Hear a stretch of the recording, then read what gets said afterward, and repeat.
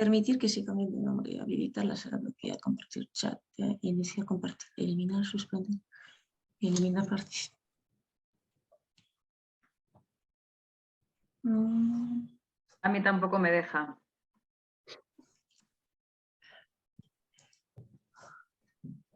El anfitrión ¿No tienen que pedir permiso? inhabilitó la función de compartir pantallas. Sí. Sí, sale un mensaje que pone que... Ahora. ¿Ahora? Y ahora sí.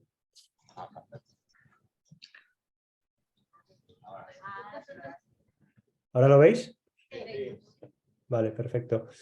Bueno, un poco lo que os decía, que primero me presento, que eso, ¿no? Que probablemente muchos o algunos nos conocemos, otros a lo mejor no, aunque obviamente hace mucho que no nos vemos. Para los que no me conozcáis, bueno, yo soy Fernando Santos, soy pediatra de formación, aunque luego me he dedicado toda mi trayectoria un poco a la genética, un poco sobre todo pediátrica.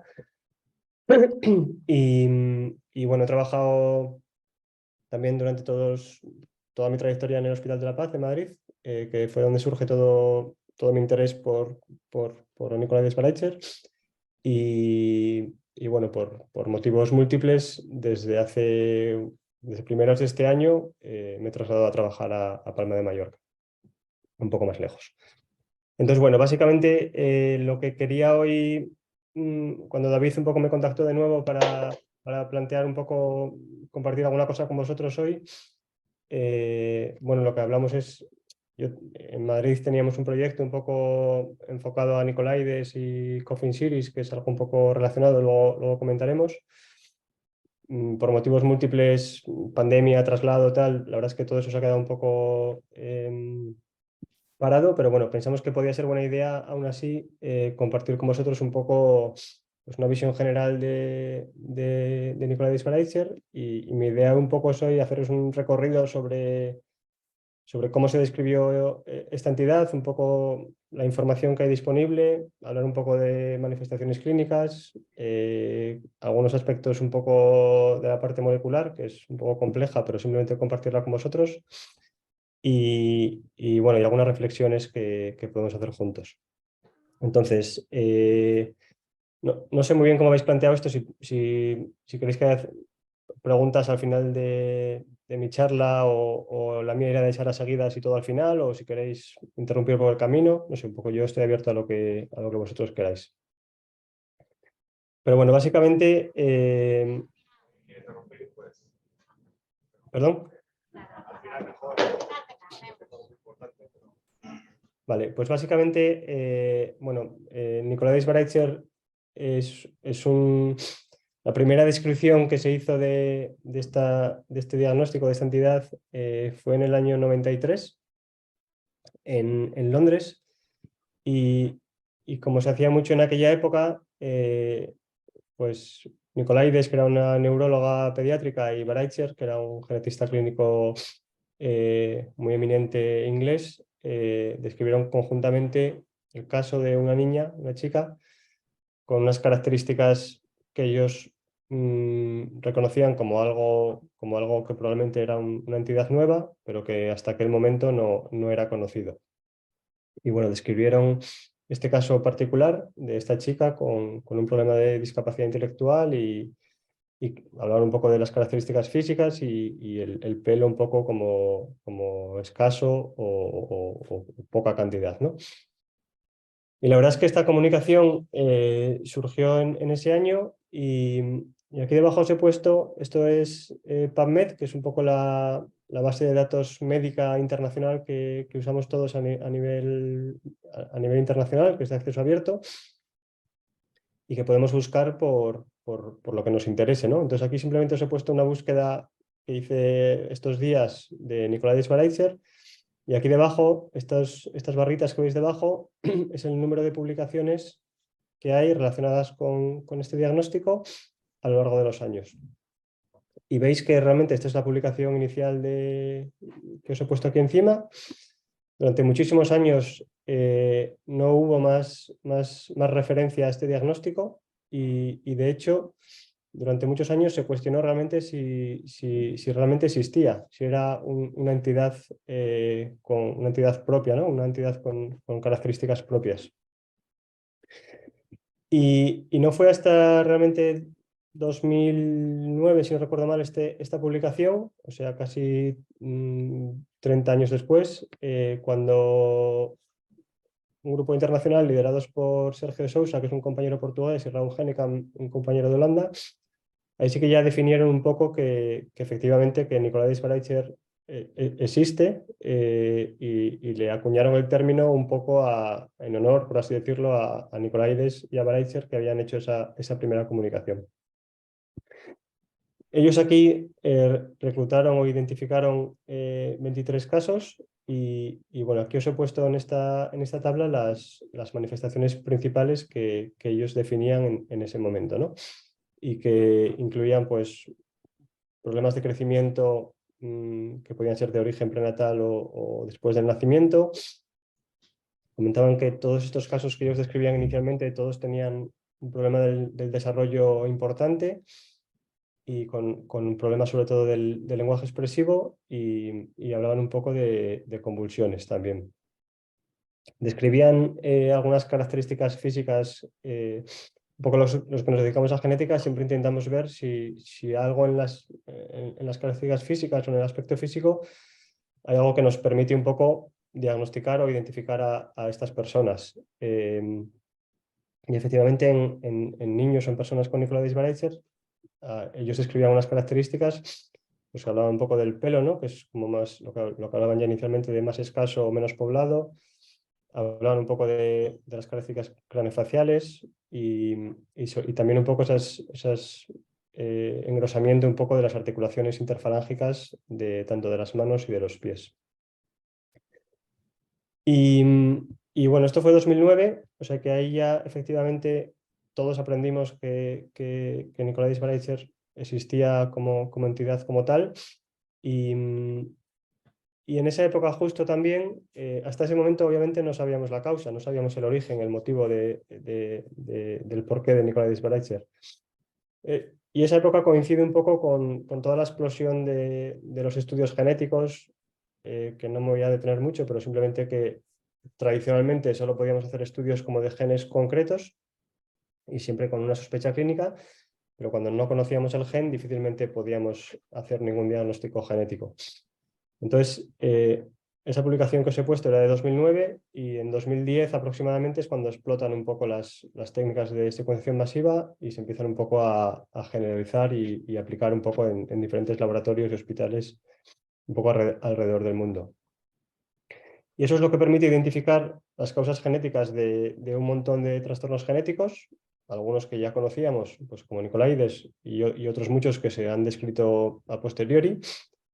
Y gracias a esto, en 2012, que es esta publicación que os pongo aquí, es la primera vez que se identifica la causa genética de Nicolaides Schwareicher, en el cual en una serie de pacientes, una serie de personas, que tenéis aquí algunas fotos de algunos de ellos, encuentran que es SMARCA2 el responsable, ¿no? Todos comparten variantes o mutaciones que decimos en este gen. Y de hecho aquí incluso, en esta parte aquí arriba de esta imagen de estos diagnósticos de Nicolaides, tenéis a esta chica, que ya era adulta en este momento, que describieron Nicolaides y Schwareicher inicialmente y que efectivamente también se confirmó que tenía una mutación en SMARCA2. En este mismo número, esto es una publicación de Nature Genetics, que es obviamente una de las publicaciones de referencia en el mundo de la genética médica. Y en este mismo número de 2012, o sea, estamos hablando de hace 10 años justo ahora, junto con la publicación de Nicolaides Schwareicher, dos grupos en paralelo, un grupo holandés y el grupo japonés, identificaron también la alteración genética de Coffin Siris. Y en realidad Coffin Siris y Nicolaides Schwareicher son dos diagnósticos o dos entidades diferentes.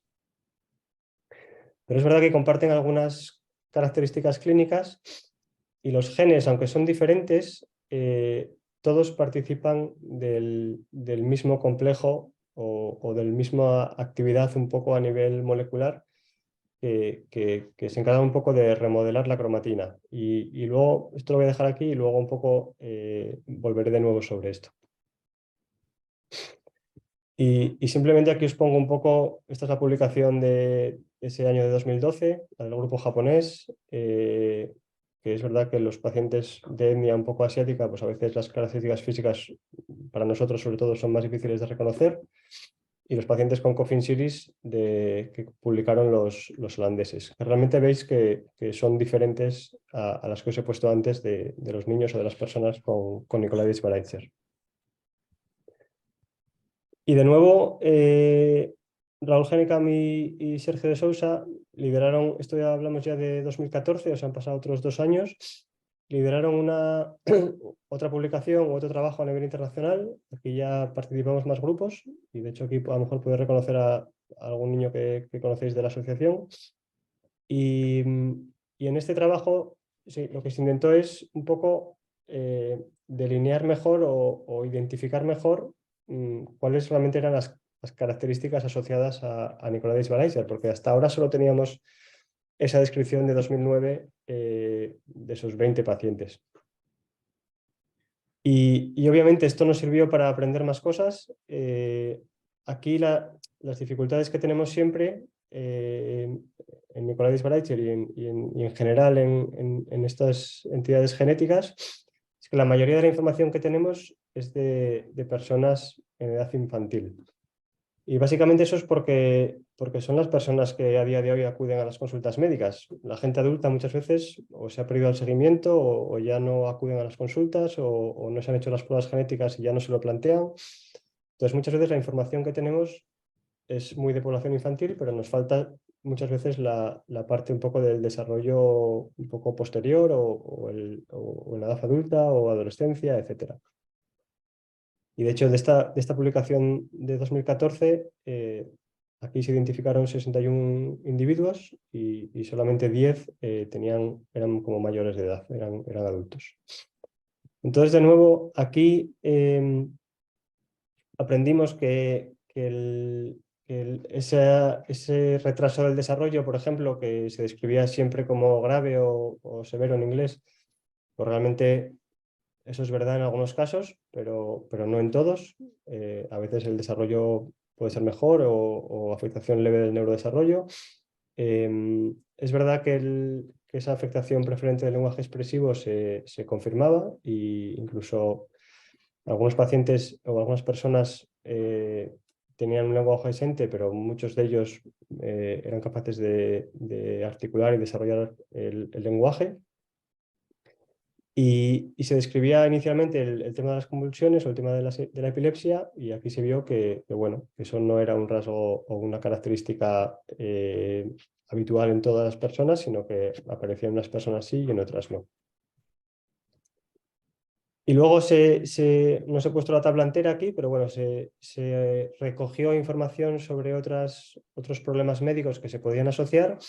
Pero bueno, la información a veces era incompleta o no estaba disponible en muchas personas y bueno, pues aprendimos que, por ejemplo, problemas de corazón pues no son frecuentes, problemas digestivos quizás sí. Pero bueno, esto nos sirvió para tener más información, pero realmente nos sigue faltando un poco de conocer mejor un poco todo el espectro de manifestaciones y sobre todo el pronóstico, la evolución a medio y largo plazo. De 2014, que es esta publicación que os pongo que os he puesto aquí de Sousa y Hennekamp, hasta hoy, pues la verdad es que falta un poco también completar esta información realmente. Es decir, que yo he hecho un rastreo de todas las publicaciones que hay y hay algunas publicaciones que hablan un poco pues, de la epilepsia, en este caso, en esta que os he puesto aquí. Y esto aplica a las personas o a los pacientes que tienen epilepsia, pero hay muchos que no la tienen.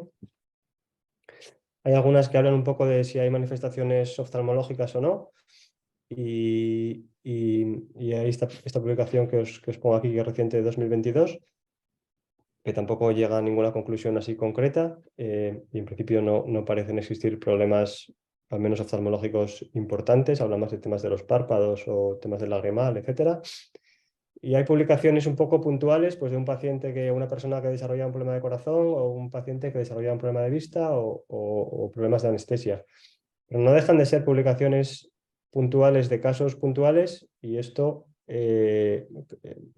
con esto no podemos sacar conclusiones de si realmente esto forma parte o no forma parte de la historia natural de esta entidad y a lo mejor simplemente son coincidencias en ese paciente por el motivo que sea.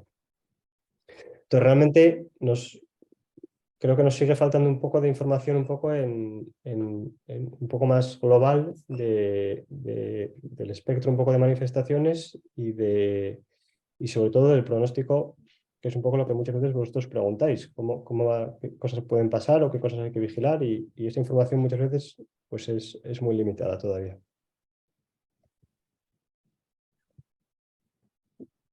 Cambiando un poco de tercio de la parte de la descripción clínica o de las manifestaciones clínicas a la parte genética, voy a intentar hacerlo fácil, pero bueno, os he dicho que se identificó SMARCA2 como el gen causante de Nicola-Disc-Baraitser y de hecho todos los niños o todas las personas con este diagnóstico van a tener, este va a ser un poco el gen causal, por así decirlo. Es decir, que no se han encontrado otros genes a día de hoy asociados a Nicola-Disc-Baraitser. Y aquí lo que os he puesto aquí encima es un poco la estructura del gen, ¿vale? No me voy a meter en mucho lío, no quiero meterme en mucho lío, pero simplemente que entendáis que nosotros cuando miramos el ADN, que es este gráfico que os he puesto aquí debajo, lo que estudiamos son estas partes del ADN que llamamos exones, ¿vale? Los exones son como los ladrillos, por así decirlo, de los genes. Y no miramos los intrones, ¿vale? Los intrones es como el cemento que hay entre medias. Y miramos los exones básicamente porque es la información genética que se selecciona, que tenéis aquí debajo, para formar la proteína correspondiente de ese gen, ¿vale? O sea que la maquinaria genética cuando lee el ADN simplemente se queda con los exones y elimina los intrones. Y nosotros lo que estudiamos cuando hacemos una prueba de genética es únicamente los exones de este gen. Y esto es un poco lo que tenéis en el gráfico de arriba, ¿no? Esta es una representación de SMARCA2 y todos estos numeritos que tenéis aquí, 1, 2, 3, 4 hasta el 34, que es el final, son cada uno de los exones de este gen, ¿vale? Entonces, de forma muy interesante o curiosamente, este gráfico es un poco difícil, pero bueno, quedaros con la idea de que aquí veis, arriba es la representación del gen, que os he puesto antes, y debajo, en el B, es un poco la representación de la proteína, ¿vale? La proteína que surge de la información de ese gen. Entonces, esta proteína tiene un dominio aquí que decimos ATPasa, ¿vale? Que es esto que tenéis aquí en el medio, y que justamente está codificado, o sea, se origina de la información genética que hay entre los exones 15 al 25 del gen, ¿vale? O sea que realmente esta región entre el 15 y el 25 es la región crítica o la región que se altera en los niños o en las personas con Nicola-Disc-Baraitser, ¿vale? Las mutaciones que vamos a encontrar en personas con Nicola-Disc-Baraitser se encuentran entre el exón 15 al 25 y simplemente eso refleja la importancia de este dominio de la proteína en dar lugar a las manifestaciones de Nicola-Disc. Y aquí debajo básicamente lo que tenéis es como un zoom en el C y en el D de esta región, de este dominio ATPasa entre el exón 15 y el 25. ¿Vale? Es como he hecho un zoom aquí debajo y bueno, estos son mutaciones o variantes que se identificaron en este trabajo de 2014 de Sousa y Genecam. Pero básicamente lo que yo quería que os quedéis con la idea es que en principio el único gen que hay descrito asociado a Nicolaides es SMARCA2 y las mutaciones dentro de SMARCA2 van a estar entre el exón 15 y el exón 25. ¿Qué hace SMARCA2 o por qué SMARCA2 es importante? Muy brevemente también, simplemente que tengáis un poco la idea de que nosotros hablamos de información genética o del ADN o de los cromosomas, pero la información genética en nuestro cuerpo, el formato en el que está activo, por así decirlo, es en una forma que llamamos de cromatina, ¿vale? Es decir, no está empaquetado en forma de cromosomas, ni está libre, como uno se imagina el ADN como una especie de hilo, ¿vale? Sino que está en una situación un poco intermedia que llamamos cromatina. Y no me voy a meter en mucho lío aquí, pero básicamente sabemos que esa conformación de la cromatina es fundamental en la regulación de cómo se expresan muchos genes, ¿vale? Y que hay una serie de procesos o de bloques o de elementos que regulan cómo se modifica o cómo se regula esa cromatina, ¿vale? Y entre ellos, uno de los fundamentales es este que llamamos BAF, ¿vale? O antes se llamaba SWI, SNF, ¿vale? Pero bueno, lo conoceréis ahora sobre todo o lo oiréis como BAF. Y a lo mejor muchas veces en los informes médicos o alguien nos ha puesto por ahí eso de bafopatía o un diagnóstico compatible con bafopatía o alguna cosa de estas, ¿vale? Y eso viene de aquí, de que SMARCA2 es uno de las unidades del complejo BAF, ¿vale? Es una de las unidades centrales que le da funcionalidad a este complejo, ¿vale? Y este es uno de los complejos que es fundamental en cómo se regula esta cromatina y eso, la alteración de este complejo y la alteración de cómo se regula esta cromatina indirectamente afecta a la función de muchos otros procesos biológicos. Y esto es un poco lo que une en este gráfico que os pongo aquí debajo, muy lioso, da igual, pero aquí tenéis SMARCA2 en el centro, ¿vale? Y si os acordáis, en aquella publicación de 2012 comentaban un poco lo del Coffin Series y ARID1B, ¿vale? Y por aquí viene un poco el link entre ambas entidades, ¿vale? Porque los dos causas genéticas que dan lugar tanto a Nicolaides-Baraitser como a Coffin Series se relacionan o están involucradas en el funcionamiento de este complejo. Y sí es verdad que a nivel teórico o a nivel celular o a nivel biológico se han hecho un montón de estudios o de trabajos un poco intentando entender cuál es la función de este complejo y cómo afecta a otros procesos biológicos, tanto a nivel neuronal como a otros niveles, ¿vale? Y hay muchas cosas que todavía no entendemos, pero es verdad que hay publicaciones recientes que poco a poco nos van dando un poco de información en este sentido. Y esto, por ejemplo, bueno, esto lo saqué, no pretendo meterme en muchos líos, pero simplemente este es un trabajo, una revisión muy reciente de hace un par de años, del año 2020, en el cual lo que cada vez estamos viendo es que, claro, nosotros siempre hay muchos diagnósticos como independientes, ¿no? Por un lado Nicolaides-Baraitser, por otro lado Coffin Series, por otro lado lo que sea, pero a nivel biológico esto no son comportamientos estancos, sino que cada vez vamos viendo que todo está relacionado entre sí. Y bueno, en esta matriz de la izquierda, o de mi izquierda, supongo que lo veis a la izquierda, simplemente se ve como BAF se relaciona con muchos otros complejos de entidades genéticas que conocemos bien, también asociadas a problemas del desarrollo, etc. Y en este gráfico un poco de la otra parte de la diapositiva, lo que intenta reflejar es cómo, aunque las alteraciones aparecen en genes diferentes o en complejos diferentes, muchas veces el efecto que hay por debajo es común a muchos de ellos, porque afectan a procesos biológicos comunes, ¿vale? Y de hecho algunos grupos empiezan a postular que que a estas entidades ya no tendríamos que ir a BAF, sino un poco más arriba y empezar a hablar de cromatinopatías, o sea, alteraciones en genes que alteran esa regulación de la cromatina. Y la ventaja que tiene esto desde mi punto de vista es que a lo mejor la investigación particular en Nicolai Disbaraitser pues parece que avanza poco porque es una entidad muy poco frecuente y todavía poco conocida, pero es verdad que se están haciendo más avances un poco en todos estos procesos de la cromatina de forma un poco más global y seguro que eso en algún momento va a ir teniendo aplicación a los diferentes trastornos genéticos.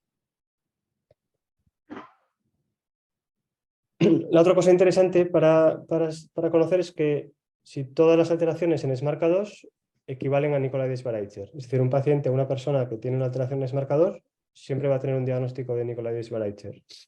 Pues realmente no. Y eso se ha confirmado también recientemente. Esta es una publicación de 2020 en la cual ya sabemos que hay otro grupo de individuos, otro grupo de personas que tienen unas manifestaciones nada que ver con las de Nicolai Disbaraitser y que también tienen alteraciones en SMARCA2.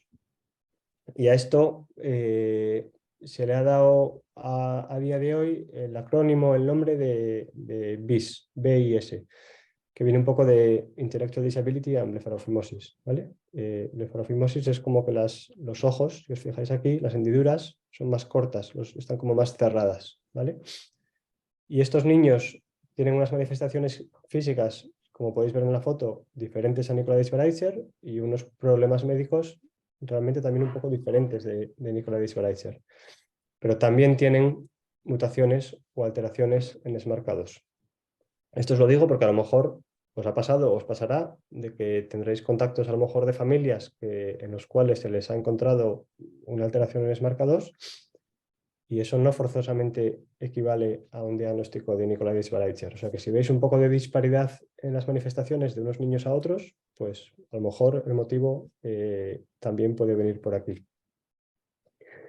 Y simplemente este es un gráfico de este trabajo. ¿Os acordáis de que decíamos que Nicolaides, las alteraciones todas se localizaban en esta región, entre los exones 15 al 25, ¿vale? Y aquí tenéis las alteraciones de Nicolaides son estas de aquí, estas en azul, que son todas en esta región, pero veis que las de BIS, por ejemplo, que son las moradas, algunas también caen por aquí, pero muchas caen fuera de esta región, ¿vale? O sea que parece que alteraciones en otras regiones del gen, pues también es lo que puede dar lugar a esta entidad. Incluso, poco a poco también se van identificando personas que no tienen ni lo uno ni lo otro. O sea, clínicamente no tienen las manifestaciones de Nicolaides, no tienen las manifestaciones de BIS, pero también tienen alteraciones o variantes en SMARCA2. Y esto es lo que en este trabajo han puesto como unas manifestaciones no específicas, porque parece que son personas que tienen problemas un poco del desarrollo, del aprendizaje, sin otros problemas médicos habituales en Nicolaides o en BIS. Pero bueno, toda esta información realmente estamos hablando de ayer, quiero decir, o de hoy. Es todo tan reciente que nos va a tocar ir un poco aprendiendo y viendo cómo evoluciona todo esto. Desde el punto de vista del manejo, realmente no hay una guía de manejo que esto es una cosa que siempre preguntáis. ¿Y ahora qué tenemos que hacer? ¿A qué especialistas tenemos que ir? ¿Cada cuánto? ¿Qué pruebas hay que hacer? Pues no hay una guía un poco validada a nivel nacional o internacional. Esto es un esquema que hice yo en su día, un poco pensando en las posibles complicaciones que podían aparecer, pero es igual de válida o de no válida que la que puede hacer otro especialista o otro grupo o otro hospital, ¿vale? Entonces, sí es verdad que a lo mejor descartar algunas anomalías que se pueden asociar, muy poco frecuentes, al diagnóstico, si no se han hecho pues, con ecografías del corazón o abdominal, pues puede ser una cosa prudente. Y luego un seguimiento básicamente pues un poco en función de las posibles complicaciones, pues monitorizando un poco temas sobre todo de audición, tema de visión, que son cosas que a veces son difíciles de detectar en estas personas. Todo el tema esquelético según se van haciendo mayores sobre todo. Inmunología pues depende de cada niño, de si hay mayor o menor número de infecciones y desde luego lo que es fundamental es todo el soporte neurológico y psicológico, que os contará Sara supongo ahora, y todo el tema de la atención temprana, todo el apoyo, eso creo que no os voy a enseñar nada ahí porque lo sabéis mucho mejor que yo. Pero básicamente esto es un poco una opinión de un profesional, pero no quiere decir que esto sea lo correcto ni lo óptimo, ni mucho menos. Y ya para terminar, bueno, que sepáis que esto, ¿no? Un poco a modo de conclusión, que Nicoladis Baraicher obviamente es una entidad genética reconocible causada por alteraciones en SMARCA2, exclusivamente por alteraciones en ese dominio que codifican del exón 15 al 25, que quizá poco a poco iréis oyendo más este término de cromatinopatía como algo un poco más global, que el manejo que tenemos a día de hoy es puramente sintomático y casi siempre vamos un poco, obviamente vigilando complicaciones, pero vamos un poco detrás de los niños. Yo creo que esto cambiará en los próximos años según vaya avanzando el conocimiento y quizá en algún momento aparecerán terapias un poco dirigidas. Y que está claro que necesitamos datos un poco de historia natural, sobre todo a nivel a edad adulta, etcétera, y también saber más un poco de aspectos neurocognitivos, que igual Sara también ahora nos ilustra un poco más sobre todo esto, porque sabemos un poco cómo es cada niño, pero a lo mejor ese patrón o ese perfil que tienen, pues a lo mejor esas cosas un poco nos faltan. En este sentido, esto lo comenté con David por email y no sé si algunas familias estáis al tanto. Nos contactaron hace poco compañeros de esta universidad de Alemania que están haciendo un poco estudios de historia natural en diferentes entidades genéticas raras, incluyendo Nicoladis Baraicher, ¿vale? O sea que si alguno tenéis o conocéis hijos familiares de 18 años o más y estáis interesados un poco en colaborar en este estudio, pues os podéis poner en contacto conmigo si queréis y lo articulamos por ahí. Ya os dejo mi correo electrónico si necesitáis cualquier cosa y por mi parte nada más. Muchas gracias y abierto a vuestras preguntas o comentarios. Me gustaría saber, ¿me oyes bien? Oigo lejos. Ahora,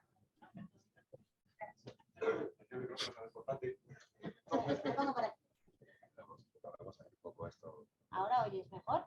Sí. Si la hiperesfagia tiene algo que ver con...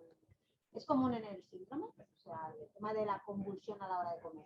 O sea, esta saciedad que no tienen a la hora de comer. No sabría decirte, no es una cosa que yo haya escuchado o haya leído como algo común. No sé si tiene algo que ver más con algo conductual, no lo sé, pero no sabría realmente contestar, no lo sé. Disculpa, Elena, yo no lo he oído. ¿Qué has preguntado? El tema de controlar la saciedad a la hora de comer, ¿vale? O sea, Vale. en el caso del GAN, por ejemplo, es que pasamos de una disfagia a una hiperfagia. De esta ansiedad a la hora de comer que no acaba nunca, o comer muy deprisa. Este cambio yo lo he notado de no comer, de una disfagia absoluta a ahora comer de todo y encima no masticar. El tema, evidentemente los dientes, hay un retraso, pero el tema de la convulsión a la hora de comer, este cambio es más, para mí es más significativo, ¿eh? De una disfagia absoluta de comer triturado, ahora a devorar la comida sin tener la saciedad a la hora de comer. No se sacia. Esas son cosas que yo creo que es un poco lo que hablamos, ¿no? Es importante tener datos de más familias y saber si esto es algo anecdótico en vosotros o si es algo común a más personas. El tema de oftalmología, o sea, oftalmológicamente, o sea, la vista, en el caso de Jan se le ha detectado,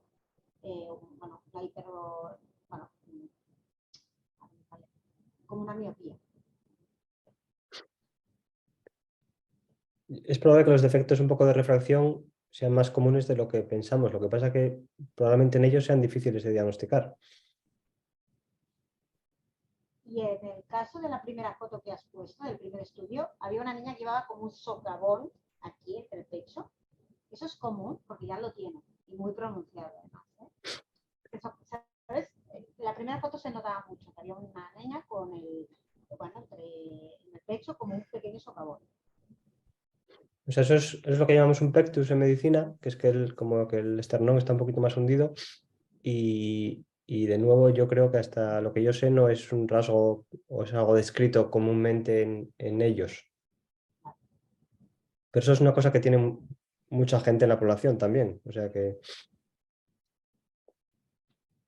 Bueno, yo por mi parte.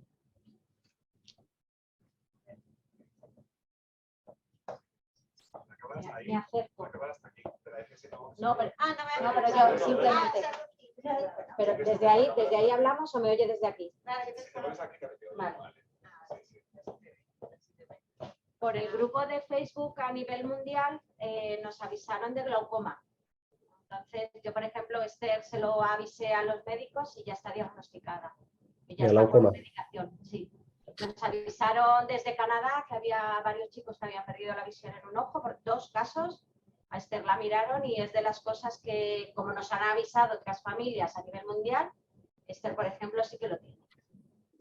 Eso es un poco, claro, eso es un poco conocer un poco más, un poco lo que hablamos otra vez, ¿no? Es decir, que salió esa publicación que en principio parecía que era algo que no estaba seguro si era anecdótico o no, pero quizás es lo que decís, ¿no? Igual es recomendable empezar a monitorizar esta posible complicación.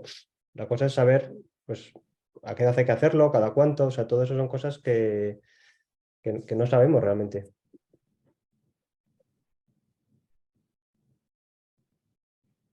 Oye, Fernando, ¿me oyes? Uh-huh. ¿No vienen niños con sed de 5 o bis? ¿Qué nos recomiendas entonces? Perdón, ¿X75 o qué? ¿O bis? O bis, sí.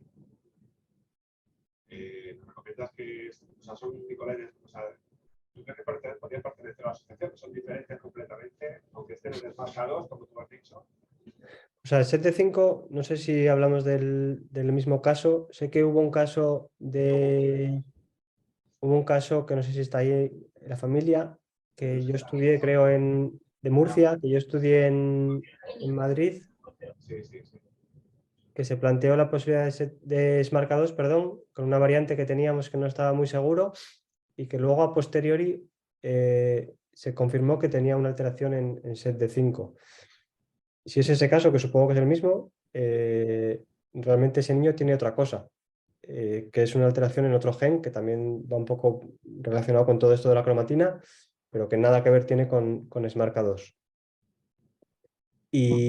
Y BIS, lo dicho, BIS van a ser mutaciones en SMARCA2, pero son niños que tienen o personas que tienen una entidad clínica diferente, o sea, no tiene nada que ver con Nicolaides, aunque el gen sea el mismo. Eso es una cosa que cada vez vemos más, que el mismo gen da lugar a entidades totalmente dispares. Sí, como Coffin Series, vamos.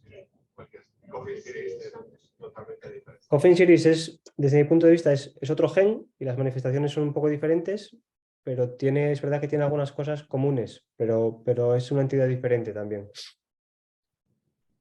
Vale.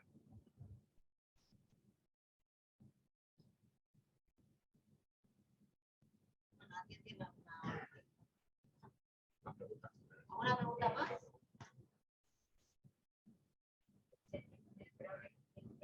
Lo que nos interesa saber es más adelante, ¿no? Porque al final no deja de ser un gen importante para todos los procesos. Entonces, no sabemos lo que nos espera, pues es lo que decías antes de los datos de un futuro, ¿no? Que si van a tener demencias, van a tener... Pero claro, eso hasta que no avancemos nosotros no lo vamos a saber.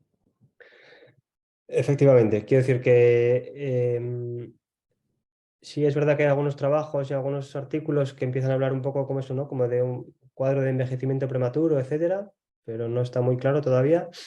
Y es otra vez lo que hemos dicho, es que o sea, aquí, claro, hablamos de un espacio temporal de 2010 realmente, que es cuando todo esto se empieza un poco a tomar forma y que han pasado 10 o 12 años, con lo cual la mayoría de las personas que están diagnosticadas todavía son personas jóvenes y por eso es fundamental que intentemos un poco entre todos vosotros como asociación o como familias y nosotros como profesionales, que intentemos identificar a esas personas un poco en edades más adultas y ver qué información podamos sacar de ahí.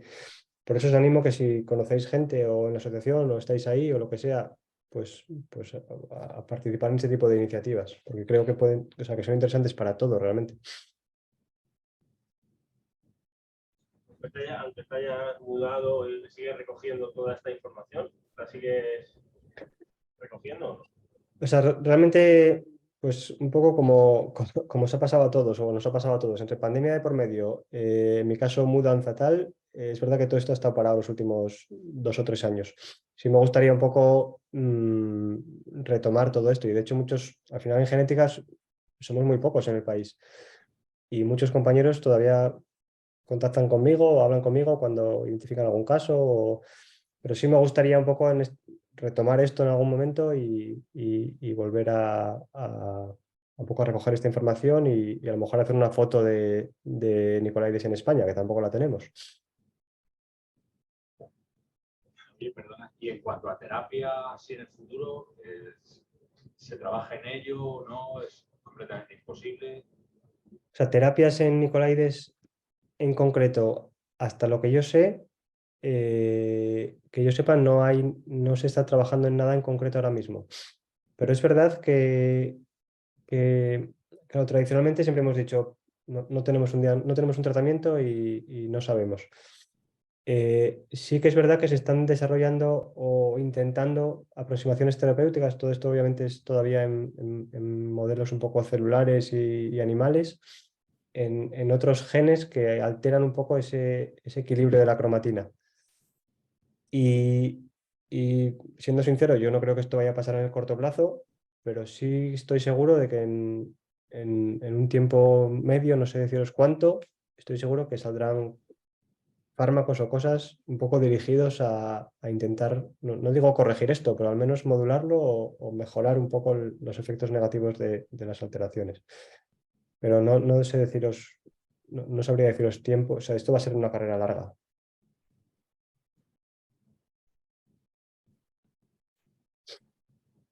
La última revisión que le hice a Nerea fue contigo, en genética. Nerea ya tiene 19 años. ¿Sigo yendo a revisiones o ya no hace falta que siga la niña yendo? O sea, yo creo que es bueno que tengáis... 19 años ya, allí ya no puede, ya me tendría que destinar para otro lado, ¿verdad? O sea, en genética vemos, aunque somos pediatras la mayoría y venimos de la pediatría, sí es verdad que seguimos viendo o siguiendo a personas adultas. Yo lo que os sugeriría, a lo mejor ir todos los años o tal, no tiene mucho sentido porque más o menos tenéis controlado todo lo que tenéis que controlar, pero creo que sí es bueno que tengáis contacto con alguien que esté un poco familiarizado con esto. Básicamente, pues porque esté al tanto de, aunque vosotros al final muchas veces os enteráis antes, pero que esté al tanto, pues eso, ¿no? Si surge lo del glaucoma, pues asegurarse de que eso se mira. O si surge información nueva sobre un problema, pues asegurarse de que eso se mira. O si algún día hay un estudio donde se pueda participar, es decir, que en ese sentido está bien que tengáis contacto con algún profesional que os pueda dar un poco estar al tanto de esas novedades, por así decirlo. Y quizá lo más sencillo es que sea en una unidad de genética. En vuestro caso, no sé si en La Paz o si os pilla más cerca, sé que en Salamanca han montado algo, pues a lo mejor en Salamanca, pero a lo mejor o sea, os animaría a que no perdáis al menos ese contacto. Una pregunta con el doctor de campo, Miguel. ¿Tú sigues teniendo contacto? ¿Sabes si en Estados Unidos sigue Con Miguel del trabajando? Campo, dices. O sea, yo con Miguel sí tengo contacto, ahora puntual, obviamente, está a 12 horas de diferencia horaria o 9. Y yo creo que ellos concretamente en Nicolaides o BAF o cosas así no están haciendo nada en concreto. Pero no sabría decirte exactamente. Pero vamos, que a Miguel sí, que nos intercambiamos correos de vez en cuando, le vemos de vez en cuando. Con Irene en Barcelona, que lo lleva Vallebrón, me han comentado que en San Pau hay una nueva genetista, que ahora se me ha olvidado el nombre, que de hecho está con el tema de neurología y Más que nada para decir, me voy, sigo yendo a Vallebrón, sigo yendo a San Pau, yo voy a ir a 3 hospitales, Vallebrón, San Pau y Sant Joan de Déu. Cada uno tiene su especialidad. Yo con Irene, que es Vallebrón, bueno, estoy encantada. De hecho, no hacemos, aunque hagamos visitas anuales, no son presenciales, porque en realidad ya tiene lo que tiene y tiene lo que Claro. tiene, ¿no? Lo único que le puedo dar es las unas nuevas o los resultados o la evolución que va teniendo. Pero más, dices, ostras, que realmente, ¿qué más puedo hacer? Ya no. En mi caso, ya pienso, bueno, seguir trabajando y trabajando y trabajando. Pero sí es verdad Pero- que la evolución es muy positiva. Claro, por eso os digo que yo creo que tenéis que, o sea, a lo mejor ir una vez por año.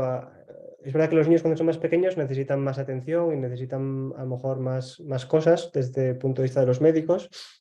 Cuando se hacen mayores, a lo mejor esas necesidades cambian y ahí tenéis que buscar un equilibrio. A lo mejor ir todos los años a una consulta de genética no merece la pena porque a vosotros os supone un esfuerzo sobre todo.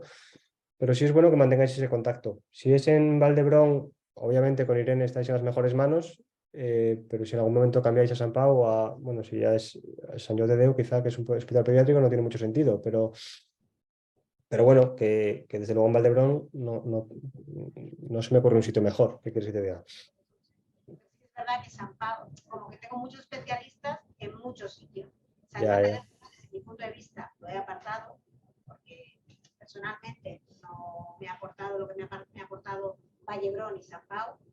Y con San Pau llevo todo el tema de neurología, que también se comparten datos entre Vallebrón y San Pau. Pero bueno, es lo que tú dices, realmente, ¿qué más puedes hacer a nivel genético?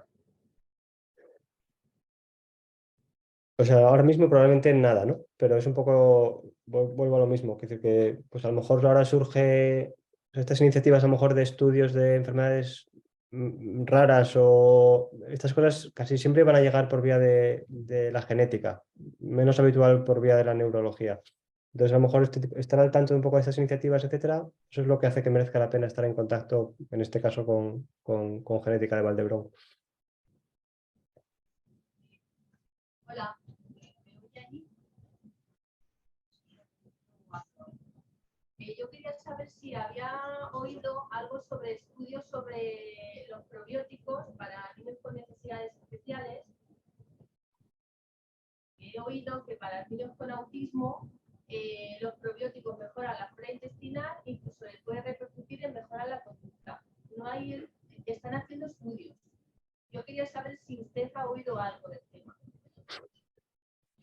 Pues a lo mejor Sara os puede dar información sobre eso mejor que yo, pero sí, he oído. No sé, o sea, está muy de moda ahora todo el tema del microbioma, todo el tema de todas las alteraciones un poco de este tipo de la dieta, etcétera, en muchas patologías, incluidas autismo.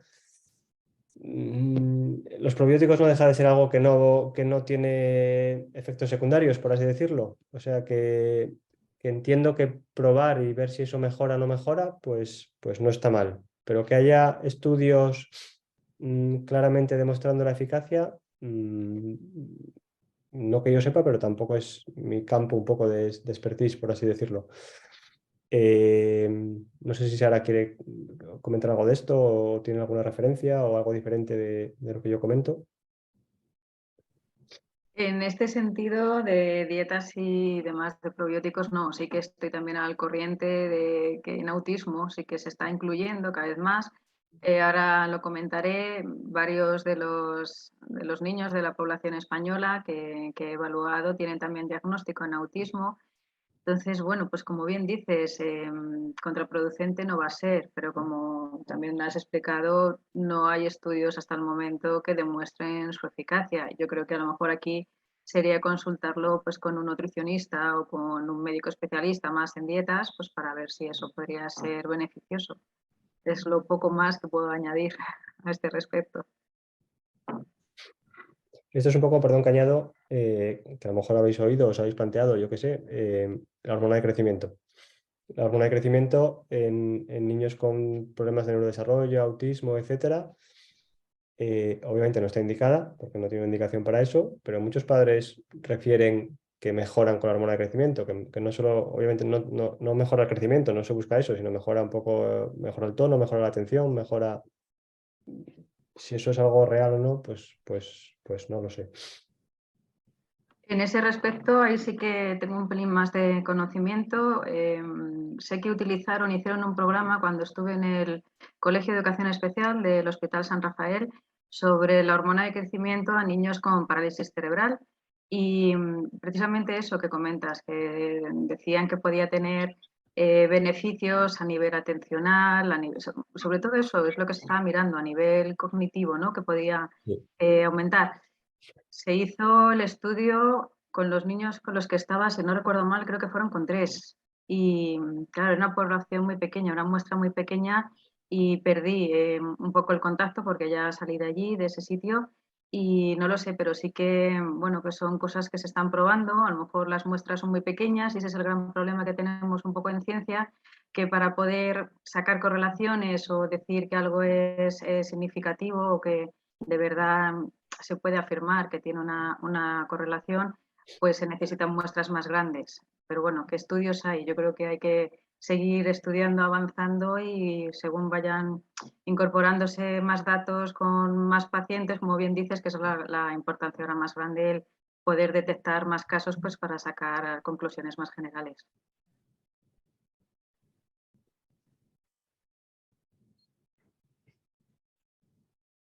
No sé si hemos resuelto, perdón, vuestras dudas o al revés, os hemos liado un poco más, os hemos abierto más dudas.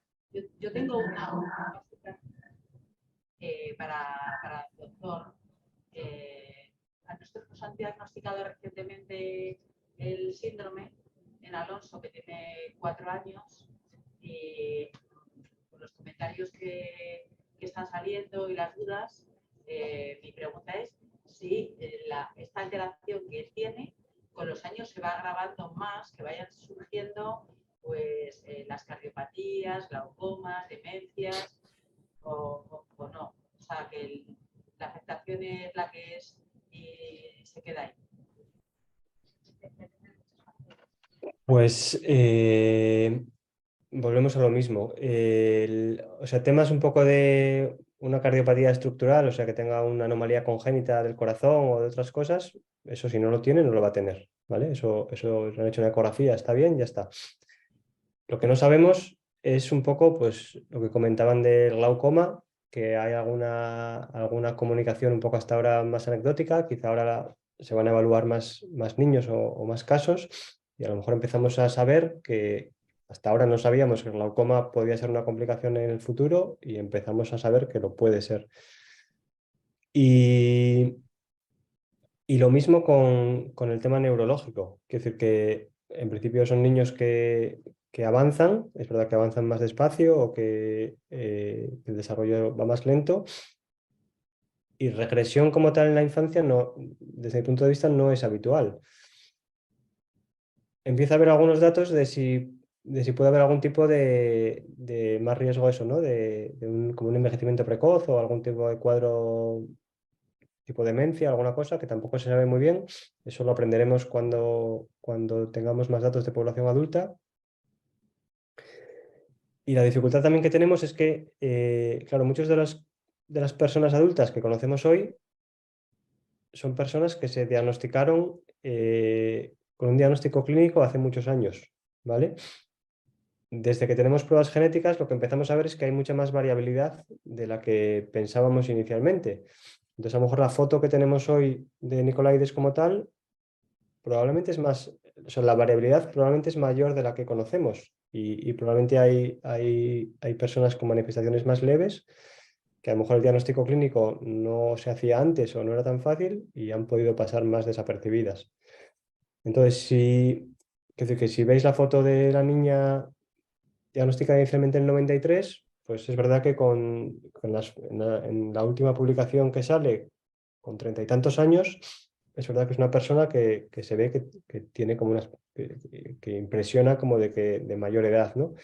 Pero esto sí es algo puntual de esa persona porque tiene un cuadro más florido o si es algo común, pues es que no lo sabemos todavía.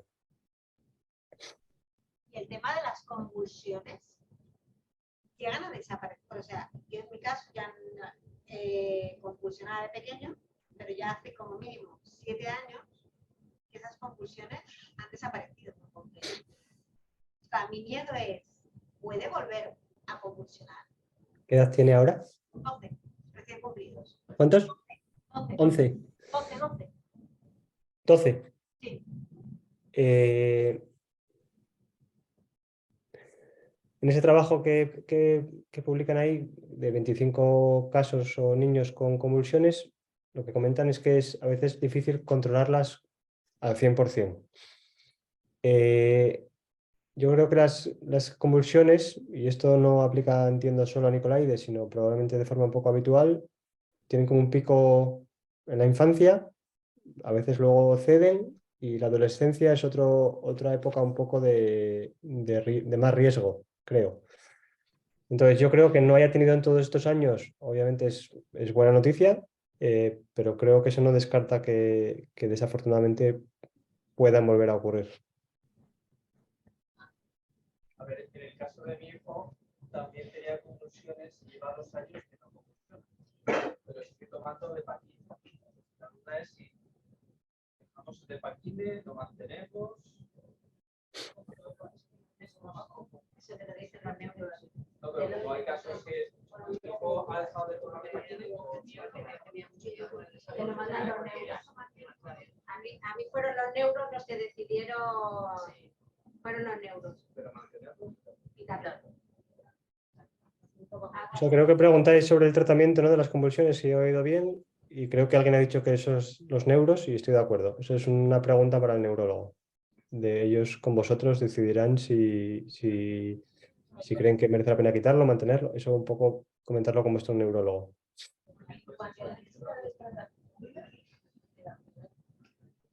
El tema del crecimiento, ¿no? Para administrarle la píldora del crecimiento. ¿Tú crees que podría ser beneficiosa para estos niños, conociéndolos un poquito más? La hormona del crecimiento. La hormona es un poco lo que hablábamos antes y que comentaba Sara, que toda la información que tenemos ahora es como muy anecdótica de personas o algunos grupos que han hecho algún estudio, pero todo con números muy reducidos. Y es lo que decía ella también, que en medicina o en ciencia tú siempre necesitas estudios un poco bien diseñados, con unos objetivos, por así decirlo, comparar con un grupo que no se trata. O sea, hay diferentes estrategias para intentar evaluarlo. Entonces creo que no hay una evidencia hoy sólida para decir que sí, que deberíamos de tratarles con hormona de crecimiento. Porque lo que no hemos hablado en la charla, un poco por acortar también, es que la hormona de crecimiento es una hormona segura, obviamente. En Nicolaides-Baraitser no hay ninguna evidencia a día de hoy de que haya más riesgo de desarrollar tumores a lo largo de la vida, pero estos genes son genes que están como muy conocidos e involucrados en procesos tumorales. Parece ser que por otros mecanismos diferentes, ¿vale? Insisto, a día de hoy, toda la información que tenemos, de la casuística que conocemos, no hay una mayor incidencia de cáncer en personas con Nicolaides. Pero hay mucha información que desconocemos y que tenemos que ser muy cautos para no generar mayor daño del beneficio que podamos conseguir. O sea que mi respuesta es si hay que darles hormona de crecimiento. Con la evidencia que tenemos, creo que no es una cosa que podamos indicar así de forma generalizada. Nosotros con Jaime hicimos las pruebas de la hormona de crecimiento. Y no tienes que tener unos niveles y unas cosas para que te la den. En el caso de Jaime al final no nos la hicieron. Es que es verdad que nos dijeron médicos que podía ser bueno a nivel de intelectual que podía. Pero en las pruebas que le hicieron con las pruebas no nos dijeron que no. No sé si he oído muy bien porque oigo muy lejos, pero entiendo que comentáis que en vuestro caso no tenía alteración de la hormona y entonces le dijeron que no. Obviamente, si un niño tiene un déficit de hormona de crecimiento, eso es otra cosa. porque ahí habrá que tratar ese déficit, pero eso es otra situación especial.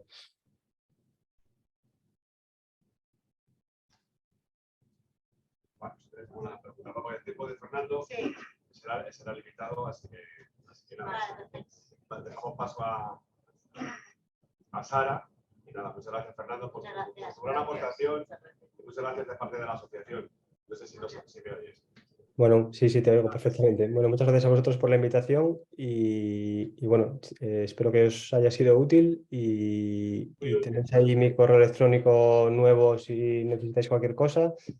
Si alguno está interesado en participar en ese estudio, lo mismo, contactarme y lo gestionamos y estamos en contacto. Muchas gracias. Hasta luego, gracias.